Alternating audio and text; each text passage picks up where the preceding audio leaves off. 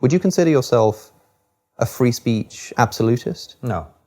What kind of restrictions do you think are appropriate to place on free speech? Libel laws, slander laws around defamation. I think that they are different in different countries, and I think in the UK they're perhaps a little bit excessive, but I do think they're necessary. This is a fascinating subject for me. You wrote, I picked out a quote, well, you quoted Brendan O'Neill, who said, "There is such a thing as incitement to violence, which is not a free speech issue, but a criminal offence." And you described this as compelling. It seemed to me that what Brendan O'Neill is saying in the whole quote there is, I'm very pro-free speech, I'm free speech absolutist almost, but there is this other thing called incitement to violence, but that's not free speech. That's a criminal offence. But that seems to me to beg the question. That seems totally arbitrary. It sounds like somebody saying, well, yeah, I'm a free speech absolutist, but there's this thing called hate speech. That's not a free speech issue. That's a criminal offence issue. That's something that you sort of invent and put the border around yourself. So when it comes to something like libel or copyright laws, let's say, which any free speech absolutist would be very hard pressed not to believe in at least copyright laws. But the question is why? Why do we have this restriction? Why is it? Like, for what reason? It might seem like a silly question, but I think it's worth reflecting on. Why can't I just type out an immigrant's love letter to the West, available on Amazon.com and fine bookshops everywhere, and just sort of print it on my blog? Because it would be very hard for you to sell yourself as a Russian, among other things. Yes. But morally? Yeah. Why not? Well, what's the problem with I that? think libel laws are a more interesting example for me, because I think in that sense, our libel laws are probably going to change to some extent as well, because I imagine they were created to deal with the power disparity between someone with a huge platform like a national newspaper and an ordinary person who doesn't have that. Nowadays, the balance is shifting all over the place because the newspapers are dying and social media allows even an ordinary person, me, you, anybody, to express themselves and at least have the chance of that counter argument to whatever's been said to them in a national newspaper to be challenged. But generally speaking, the idea that somebody can go on a massive platform and just tell absolute lies about you with no repercussions seems a bit odd to me. But why? Because because it's damaging to the reputation of that person. It might be damaging to their business. It might bring physical consequences, very significant physical consequences. But surely this is exactly the same. I'm not talking about they're going to experience a bit of anxiety because someone made a joke at their expense. I'm talking about the fact that if a national newspaper prints that you're a paedophile with no evidence, you're going to have your life ruined permanently. This is a difference in what's the word? Not kind, but scale or intensity, right? Which is that what you're saying is something like what it seems to me that you're saying. I don't want to Kathy Newman you. Sounds like you're saying, well, I like free speech, but I'm okay with this restriction on libel because if somebody is libelous, then you've got an example of somebody saying something which is really quite significantly harmful. And because what they're saying is really quite significantly harmful, we ought to restrict them from saying it. In practical ways. I don't mean that this is something that will cause someone a lot of anxiety. What I mean is, I'll give you an example. I went to a school called Clifton College, and some time ago, I don't remember when, there was a young woman who was murdered near my school. And one of my former tutors at the school was investigated as being one of the suspects. His name is Chris Jeffries. And because it was pre-Christmas and there was nothing in the news, every national newspaper ran with the story, made all sorts of unfounded allegations against him, because he's a bit of a weird character, Mr. Jeffries. And his life was ruined for a very, very, very long time because of legal things that they were able to print. So if I think about if there were no libel laws, what the newspapers would have printed, the impact I imagine would have been even greater. So it's not that it caused him a bit of discomfort. It means that he literally couldn't live in his house for months. He had to move house. He had to. So it's a different nature of the consequence. It's not somebody being a bit offended. You are literally ruining someone's life through the outside consequences of what happens to them. Not always, right? I mean, of course, such cases exist.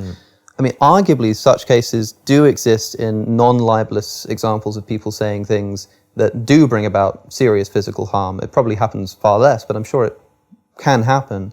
But there'll also be instances where people are libelous in a way that isn't seriously detrimental to somebody's physical health. and is really just a reputational thing. It's bad for their reputation. Yeah. Somebody can put out sort of an ideological hit piece on someone that doesn't threaten their safety. It just makes them look like a bad guy, and they could be totally lying.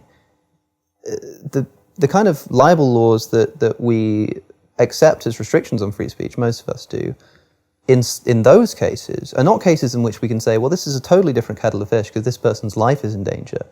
It's something more like saying, well, look, I'm sorry, yeah, you can say what you like, you can't say that thing because that's going to damage this person's reputation unfairly.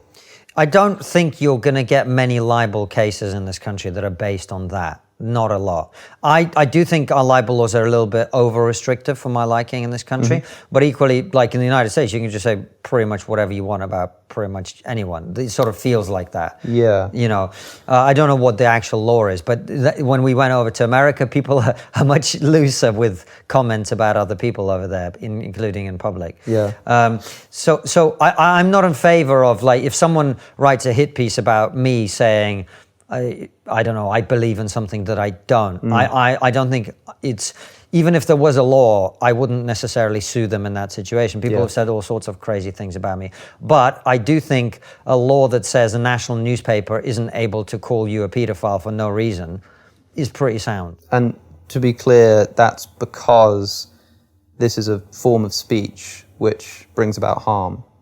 Yes, again, not in the sense of it might upset me or you, but in the sense that it's going to have very serious repercussions for how you live the rest of your life. To an identifiable person. Yes. So if speech is harmful enough and sort of, let's say, targets a particular person specifically and is dishonest. And is dishonest. Yeah, so inaccurate. Yeah. Is a deliberate lie. So if somebody says something deliberately untruthful, with the intent of harming somebody, that, in at least some cases, is the kind of thing that a government has a right to restrict. In a national newspaper. In a national newspaper. Right. So it has to be on some kind of... So if you said that Konstantin Kisin was a paedophile in the chat with your mate in a pub, I don't think I should be able to sue you But for like that. Twitter, for example, if I tweeted that out. Yeah, I think it really would have to take into account the extent of the size of the audience, the particular context, and all those things. This is where it gets difficult, admittedly. You know, there's a line there somewhere. This is why this is why I brought up copyright originally, because I think it's a bit sort of clearer to make the... Well, it's a property rights thing, isn't it? I guess the point that I'm making, which is like the very concept of property rights when it comes to intellectual property. Famously, intellectual property is a very difficult thing to sort of legally pin down, because there's a sense in which you sort of own the words in this book. Well, you don't own the words, because I can sort of take individual words or even phrases and quote them and use them in particular ways. But if I were to just type this out on my own computer, post it on my blog and monetize it, you would probably want to sue me. And the government would probably say, you're not allowed to do that. Why not? It has to be something like the act of me typing these words and saying this thing somehow harms you. In this case, it harms you like monetarily. It's not really a reputational thing. It's not threatening your life. All it's doing is it's like causing you to make less money. Now, I can imagine situations... I'm Jewish, so to me that's a big problem. I can imagine situations in which I would say in which I could say something hateful towards a group of people or towards a particular person that's going to sort of affect them. It's going to harm them, and it's going to harm them in a way that's not threatening their life. It's not going to destroy their reputation, but it causes them a form of harm. But this kind of justification for hate speech laws is not only rejected, but often laughed out of the room by free speech advocates. It's parodied. It's seen as infantile, the idea that you should be protected from words. They're just words. You need to learn how to toughen up a little bit. I don't care if you're going to be a bit upset. I don't care if you're going to feel anxious. You know, people develop lifelong anxiety problems based on hate speech, and sure, that might be, I'm almost certain that they do, and it might be like irrational, it might be sort of an overreaction, let's say, but it's not like they chose to be of such a, as you would see it, probably weak psychological constitution. It's not their fault that they're the kind of person that gets affected. I don't think that's what way. happens. I think what you're talking about is people being bullied as children and called names and mocked for their appearance or for their skin color or whatever, right? But I'm not saying that children in the playground should be able to be racist to each other, and that's the point of free speech, right? Because when you're talking about children, there's also an element of it's an educational environment, right? Mm-hmm. And these things, but my point is, these things are best regulated by the school, the parents, Right. the whatever, right? But what would I have to say to you to give you lifelong anxiety? Well, it takes a lot to make me cry, but Right. there are lots of people who. I mean, we see it because we see stories that people take the piss out of, because they'll see a story that someone said something that's made people feel anxious, or that's given someone a panic attack or something like that. And people often make fun of this because they think it shows how sort of weak and snowflakey the libs are, right? But the fact that we're able to sort of make a joke like that demonstrates that there do exist such people. No, it doesn't necessarily demonstrate that at all. What it demonstrates is that there are some people who have worked out that complaining about the speech of others is a very good way to get attention. So let's say them for your cause. Let's say them, for example, that I sort of wrote the blog that used your words, and I monetized it, and I made sort of like £20 off it. Didn't actually do that well because most people were like, well, this is someone else's book, I'm just going to go and buy the book. It's not necessarily about how much money you made, it's about how much money I lost, but carry on. So £20, let's say. I lost £20. Or maybe you lost £10 because one of the people wouldn't otherwise have bought the book, something like this, right? So it's sort of a negligible amount of money. Yeah. And then you try to sue me, you say, you can't do this. And I say something like, oh, look, man, it's £10. Yeah.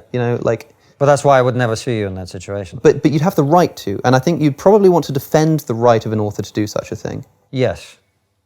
But couldn't I say something similar, which is that, like, yeah, sure, these words that you're writing are kind of harmful, but it's so minimal, especially in that instance. But there's no way for me to avoid the harm. And I don't think there's a way for somebody who's of course there is. Prone to anxiety. Of course there is. If you are prone to anxiety and something I said on the internet gives you lifelong anxiety, it's not me that's the problem, it's you. And you need to get therapy for your anxiety until you're better. Perhaps, but it's not like somebody chooses to be in that situation to start with, right? I'm not suggesting they do. What I'm saying is they're choosing not to change the situation that they're in. By not seeking the support they need to deal with what is an underlying mental health problem. It's possible they don't realize that it's lurking there until it's activated. In that case, I'm doing them a great service by pointing it out, aren't I? Did you enjoy that clip? You must have done at least a little bit because you made it to the end. Well, guess what? There's more. The full conversation that clip that you just watched was taken from is available by clicking the link that just appeared on your screen. Or click just below it to watch more clips from the Within Reason podcast.